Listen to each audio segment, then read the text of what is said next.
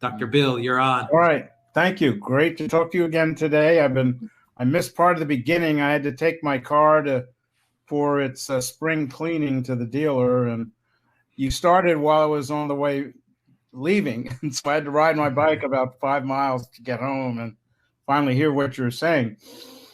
But great show so far. And I have some comments on some of these things that various people have been saying. And one of them is on they wanted to get rid of Orange Man bad. I mean, they wanted it so bad that they took someone who was in advancing stage 2 Alzheimer's disease, who is demented, and it seems his dementia seems to have spread to the entire administration, and they're doing all these insane things.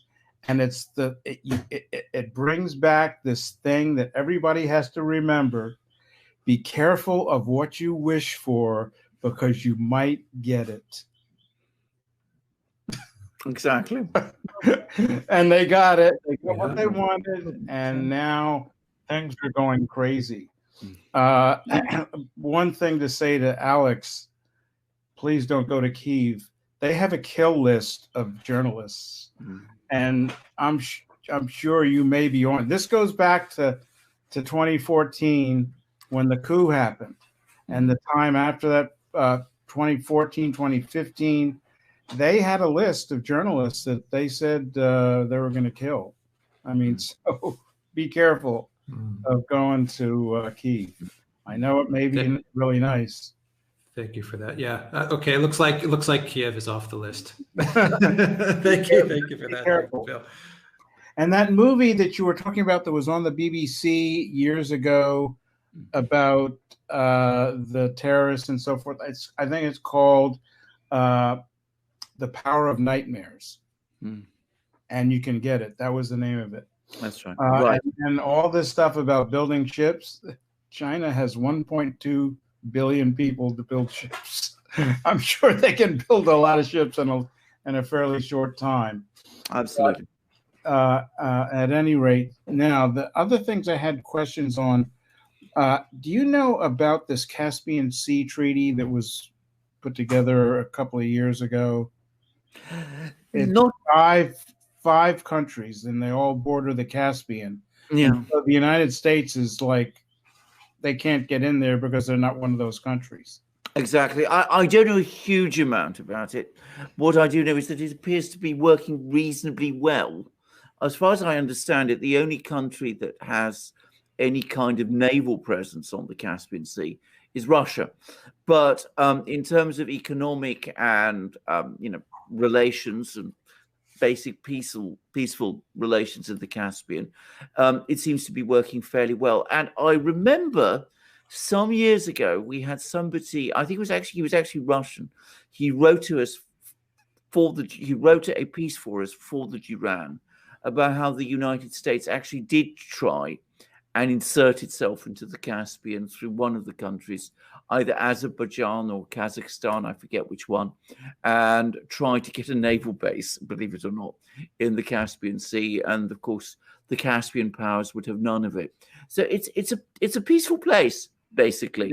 Yeah. I mean, that's how it seems to my understanding, despite the fact, as I said, that there are several countries around it. In naval terms, it's dominated by the Russians, but even the Russian flotilla there is not particularly big. Right. But I think that there is a river access from the Caspian to the Black Sea. Oh, absolutely there is. And in fact... And that is very important. Oh, indeed, absolutely. And in fact, as part of this build-up, the Russians have actually been transferring ships through that river access from the Caspian to the Black Sea. I mean, they gradually move. I mean, if I actually did an article years ago, but I mean, Russia has a very, very intricate and very large riverine system, rivers and canals all across Russia. And they can actually move corvettes and also, of course, merchant ships and things along these canals and rivers, from the Black Sea to the Caspian, and even far to the north. And Moscow, I believe, actually refers to itself as the port of five seas, because it's got river waterway connections with the Caspian, the Black Sea, the Baltic Sea, the Arctic, everywhere. Exactly. So this is absolutely true. Yes. Mm-hmm. And the other thing on the Russian military industrial complex and their production, the ratio is the Russians spend $1 for every $10 that the United States spends, and then they bring out stuff that's junk, like the F-35. I mean, they can't fly in a thunderstorm. No. And so there's so many problems with that they can't really depend on it. Yes. Taiwan, you all mentioned that, and that the water around it is very shallow. Mm-hmm. Well, the Pentagon has gamed out assaults on Taiwan, and it's not really something that you can do because it's mountainous. Mm-hmm. Someone mentioned about the shallow water around it. That's another problem, and so it's not really something that China's going to do an amphibious assault on Taiwan. It's this blockade that one of the other callers was talking about is what sounds much more likely. Now, something I want to tell you about since the election that's happened.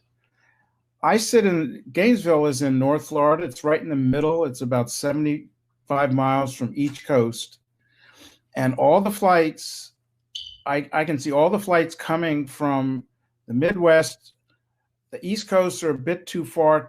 If they're going from New York to Miami, they're too far east for me to see them. But I see, I can do plane spotting of all the flights that come in, commercial flights that come in from the Midwest, probably over to what's the one in North Carolina? Charlotte. They fly down to Florida. They all flow right over Gainesville because it's right in the middle. So I can see them. And the ratio of flights south to north is about 2.5 to 1. So everybody's coming to Florida. And the United States cannot, we've talked about how they can't do anything militarily. Well, they've got military, they've got paternity military uniforms. They got guys walking around in high heels, to know what it's like to be a woman. So, I mean, the military has gone woke, and Coke has gone woke, and it's now going to be called woke Coke, if you can believe that. I mean, these things that are going on are so insane. It's unbelievable. But I see a lot of military flights in my plane spotting, and I hear them. I mean, these are formations. They're fighter jets, and they're flying ever since the election. Since Biden was took over, I've started seeing military flights. Prior to that, when Trump was in power, they weren't happening. Now they are, and they're doing something. Not a coincidence. I leave that to you guys and see what you think about that. Not a coincidence, Dr. Bill. Not a coincidence. Thank you, Dr. Bill. You're welcome. Thank you very much. Excellent commentary. Thank you. Take care. Ed will bring in Anatoly into the stream. Anatoly, are you with us, Anatoly? Anatoly's mic is muted.